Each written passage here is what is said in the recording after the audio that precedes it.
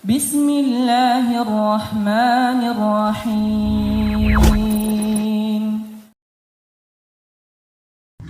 Kita ini Kak, kalau disakitin orang, aduh dendamnya luar biasa ya. Kadang-kadang makan gak nafsu makan Kak. Ya, minum gak nafsu, tidur gak enak. Sebelum kita ngebales gak enak. Benar gak? Ada orang nih menghina kita, ya, apalagi kalau kita dihina depan umum. Wah, harga diri tak ini, harga diri dibawa-bawa, ya benar. Ya, kita misalnya nih lagi cekcok sama orang, dikata-katain depan orang, udah, itu sakitnya sampai ke ubun-ubun itu Pak. Benar. Sehingga kita dendam ke bawah, ke tidur, sakit hati. Ini juga sulit untuk kita bisa jadi orang malu. Sampai pernah diceritakan oleh baginda Nabi Muhammad. Nabi mengatakan di dalam satu majelis, Nabi mengatakan, para sahabatku, bahwasanya ada satu orang yang berada di ujung kampung, kata Nabi. Berada di ujung kampung, orang itu saya mendapatkan wahyu dari Allah bahwa orang itu, orangnya masih ada, orang itu namanya sudah ada di surga. Masya Allah, orangnya masih hidup Pak, tapi namanya dan kita nggak tahu orangnya masih hidup, kita nama kita tuh gimana ya kan, kita nggak tahu nama kita surga apa neraka, wallahu a'lam. Benar tak? Ini yang ngasih kabar siapa? Nabi. Bayangin, yang ngasih kabar Nabi, bayangkan, subhanallah. Nabi kan tidak mengatakan kecuali wahyu. Nabi mengatakan itu di ujung kampung, ya, di ujung kampung ada orang namanya Fulan bin Fulan, namanya sudah ada di surga. Nah kalau namanya di surga ya pasti masuk surga enggak? Ya pasti lah, namanya udah masuk duluan. Ibarat tiket gitu, udah namanya sudah dipin, udah tinggal masuk kan gitu. Nah kalau kita kan nggak tahu namanya, nggak tahu orangnya masuk apa enggak, wallahu a'lam. Itu sahabat-sahabat bingung, apa ini?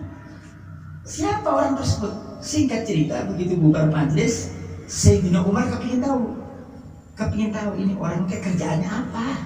Kok sampai orangnya masih hidup tapi namanya sudah ada di surga? Masya Allah, baik, namanya di surga.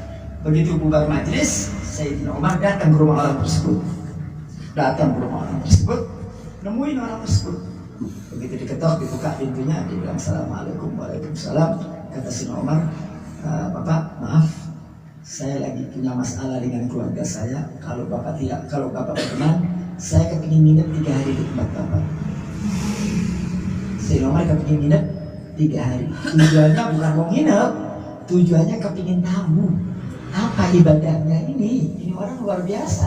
Kok namanya sudah ada di surga, orangnya masih hidup. Orangnya biasa-biasa aja, orang kampung. Model kayak kita ada orang kampung.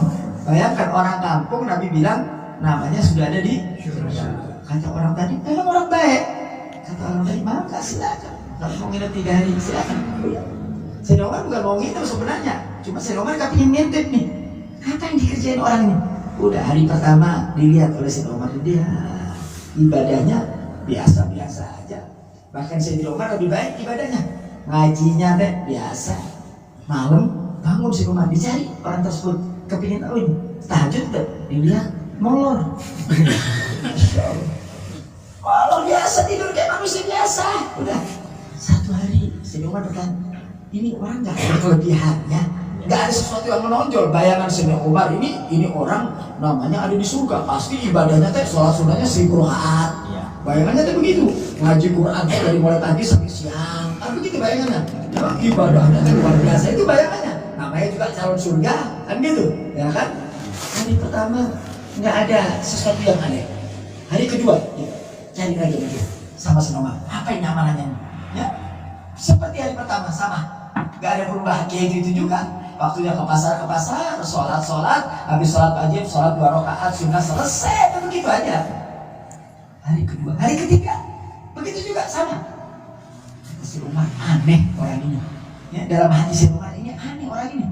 Orang seperti biasa-biasa begini, tapi namanya ada di surga. Makanya kita jangan suka nyepilin orang Pak ya. Jangan nganggap orang kesepilih, jangan. Karena kita nggak tahu rahasia Allah. Yang kita anggap orang kampung, orang desa, orang nggak tahu kalau itu seorang wali, kita nggak tahu. Paham deh? Udah, begitu selesai, singkat ceritanya, 3 hari nggak ada sesuatu yang aneh, nggak ada sesuatu yang menonjol. Maka Sayyidina Umar mengatakan, Pak sebentar, Langsung dia ceritakan, jujur saja, saya ini nginep di sini bukan mau nginep sebenarnya, tapi saya nginep di sini teh kepingin tahu amalan kamu. Karena 3 hari yang lalu saya hadir pengajian Nabi, Nabi mengatakan bahwa namamu sudah ada di surga. Orang itu begitu disebut namanya di surga, alhamdulillah, wallah, alhamdulillah. Nggak nyangka namanya di surga, amalannya biasa, kan gitu. Orang kalau surga teh amalannya tuh luar biasa, itu orang biasa aja. Kata Umar, sebentar, saya mau tanya, apa yang kau lakukan? Apa yang kau kerjakan? Saya kepingin tahu ibadah kamu model apa sih, ceritakan kepadaku. Aku ingin niru, supaya aku juga namaku nanti ada di surga. Kata orang tadi, wahai Umar, bukankah kamu sudah menginap 3 hari di sini? Kamu kan menginap 3 hari di sini nih. Kan kamu udah lihat dengan mata kepalamu sendiri. Apa yang aku lakukan, ya itu yang kamu lihat. Nggak ada lain, nggak ada. Sholat ya seperti kamu sholat, ibadah ya ibadah, ngaji Quran biasa, nggak ada yang itu kamu lihat 3 hari. Kata Somad, enggak, saya nggak percaya. Pasti ada satu amal yang kamu kerjain. Kata orang, enggak ada amalan apa, nggak ada. Kamu 3 hari udah kamu lihat semuanya kan dengan mata kepala kamu. Nggak ada amalan saya, itu amalan saya. Enggak, di rumah tetap maksa. Pasti ada satu amalan yang kamu sembunyikan. Kata dia mikir apa amalan dia? Baru dia ingat. Dia bilang betul, ada satu amal yang setiap malam aku kerjakan.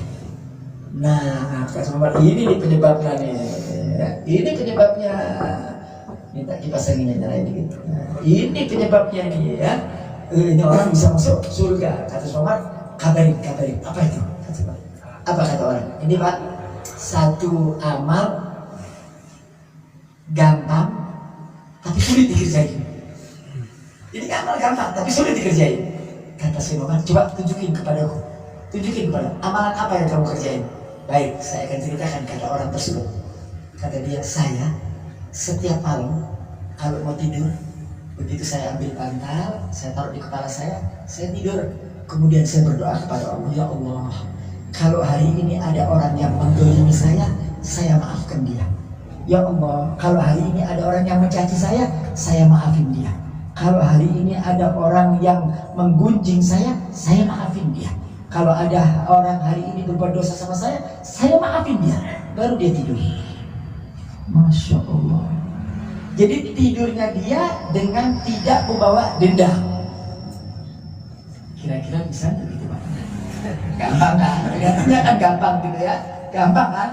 Tapi bisa nggak kita berdoa, ya Allah, misalnya gini, seorang yang ganggu saya, tetangga saya, maafin. Ada orang yang utang belum bayar, maafin. Ada orang yang dulu mukul saya, maafin. Ada orang yang ngomongin saya, maafin. Sudah semuanya. Udah, jadi waktu tidur itu nggak punya beban dosa. Waktu tidur nggak punya beban dosa. Dia sama manusia nggak punya beban dosa. Udah dimaafin semuanya Pak. Baru saya tidur. Kata Sayyidina Umar, ini yang menjadikan engkau min ahlil jannah. Masya Allah. Ini yang menjadikan kamu masuk surga. Bukan sholat, bukan ibadah. Makanya kata Nabi SAW, seseorang itu bisa masuk surga. Nabi mengatakan, la bikathratis sholat, wala bikasratis siyam, bal bisalamatis sujud.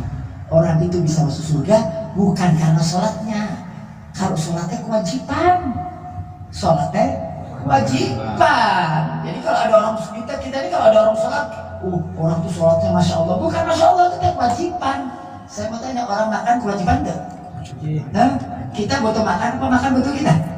Kita butuh makan, kan begitu. Jadi makan teh kewajiban, minum teh kewajiban. Jadi kalau ada orang makan jangan, hebat orang itu makan. Makan teh kewajiban. Kayak modal sholat gitu. Sholat teh kewajiban, puasa kewajiban. Makanya di dalam hadis tersebut bahwasanya Allah tidak memasukkan surga seorang hamba itu karena ibadahnya, karena sholatnya, tetapi Allah memasukkan hamba itu karena hatinya bersih, hatinya Bismillahirrahmanirrahim.